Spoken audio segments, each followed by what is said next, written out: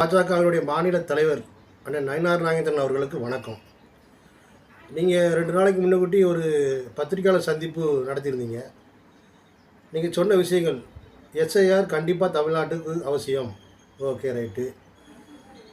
கொளத்தூர் தொகுதியில் 9000 ஓட்டு கூடுதலாக இருக்குது. சரி, ஓகே. தீபாவளிக்கு டாஸ்மாகில் இத்தனை கோடிக்கு விற்கி மதுபானம், இதுதான் திராவிட மாடலோட ஆட்சி லட்சணமா? ரைட்டு. இப்போ நான் உங்களுக்கு ஒரு கேள்வி வைக்கிறேன். தமிழ்நாட்டில் எப்படியாவது வேரூன்றி விடலாம் என்று பகல் கனவு காணக்கூடிய உங்கள் பாஜக ஆட்சிக்கு வந்த உடனேயே கருப்பு பணத்தை ஒழிக்கிறேன் என்ற பெயரில் அடித்தட்டு பாமர மக்களை ஏடிஎம் வாசலில் நாள் கணக்கில் மணிக்கணக்கில் 2000 ரூபாய் எடுப்பதற்காக நிற்க வைத்தது உங்கள் பாஜக. அனைவர் வங்கி கணக்கிலும் 15 லட்சம் ரூபாய் பணம் தருகிறேன் என்று போலியான வாக்குறுதி கொடுத்தது உங்கள் பாஜக.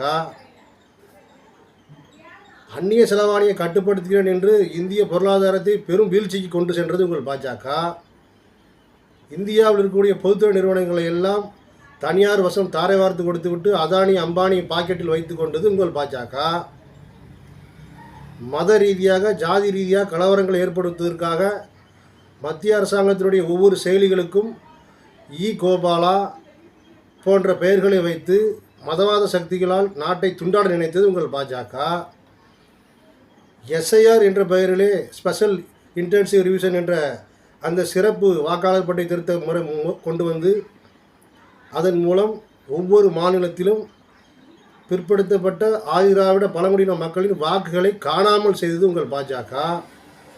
கேளிக்கை மதுபான விடுதியின் பெயரிலே ஒரே முகவரியில் 50 வாக்காளர்களை வைத்திருந்தது உங்கள் பாஜக. உயிரோடு இருப்பவர்களை இறந்து விட்டதாக காண்பித்தது வாக்காளர் பட்டியல் உங்கள் பாஜக. பீகார், மகாராஷ்டிரா, கர்நாடகா போன்ற மாநிலங்களில் ஒரே முகவரியில் ஏபிசிடியிலிருந்து இசட் வரை எந்தவித கதவு எண் விளக்கமும் இல்லாமல் ஏதேதோ பெயர்களை வைத்து வாக்குகளை இரட்டிப்பாக்கி அதை இறந்த வாக்குகளாக காண்பித்தது உங்கள் பாஜக. இப்போது பீகாரில் வாக்கு திருட்டை பட்ட பகல் திருட்டாக நடத்திவிட்டு தேர்தல் ஆணையத்தை கைப்பாவையாக வைத்துக்கொண்டு எப்படியாவது இந்த முறை பீகாரில் வெற்றி கனியை பறித்து விடலாம் என்று பகல் கனவு காண்பது உங்கள் பாஜக. இத்தனை முறைகேடுகளையும் செய்வது உங்கள் பாஜக தான். நீங்கள் கேட்ட கேள்விக்கு நான் வருகிறேன். குளத்தூர் தொகுதியில் 9000 ஓட்டு கூடுதல் இருக்கா? Right, okay. அதுக்கு ஆதாரத்தை கொண்டு வாங்க. இருந்தது, ஓகே. இருந்தால் அதை எஸ்ஐஆரில் எடுத்துருவோம். ஆனால் 65 வயசு ஆனவங்களுக்கு முதல் தலைமுறை வாக்காளர் பட்டியலில் எப்படி தேர்தல் ஆணையத்தில்? அதுக்கு பதில் சொல்லுங்கள். 2வது கேள்விக்கு வரேன். தமிழ்நாட்டில் தீபாவளிக்கு டாஸ்மாகில் இவ்வளவு கோடி வியாபாரம் நடக்கு, இதுதான் திராவிட மாடல் லட்சணமா? உங்கள் குஜராத் மாடல் லட்சணம் என்னென்னு புட்டு வைக்கட்டுமா? மோசமான நிலைமையில் நாட்டை சீரழித்து கொண்டு இருக்கக்கூடிய உங்கள் பாஜக. நீங்களே சாராய வியாபாரம் பார்த்த ஆள் தானே. திருநெல்வேலி சந்திப்பில் ஒய்யாரமாக ஒரு கட்டுமான பில்டிங்கை கட்டி அதில் உயரத்தில் ஒரு பார் நடத்தி சாராய வியாபாரத்தில் சரமாரியாக விலை வச்சு கொள்ளையடித்து கோடி சம்பாத்தியம் பண்ணி நீங்கள் அந்த கேள்வி கேட்கலாமா? ரெண்டு, எஸ்ஐஆர் அவசியம் இல்லைன்னே சொல்லலை.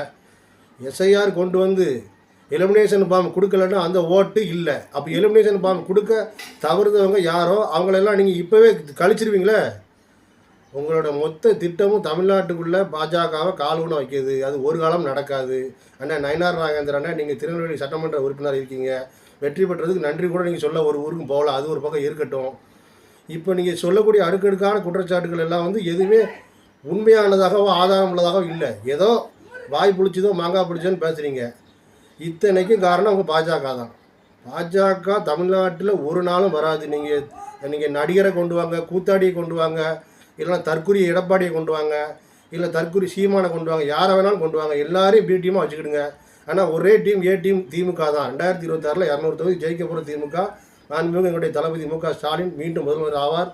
நீங்கள் வேடிக்கை பார்த்து கொண்டு வெளியில் இருப்பீர்கள். நீங்கள் அன்றே சொல்லியிருக்கிறீர், முதல்வர் தனியாக நிற்பார். அவர் தனியாக நின்றாலும் அவருக்கு பின்னால் தொண்டர்கள் கூட்டம் இருக்கிறது.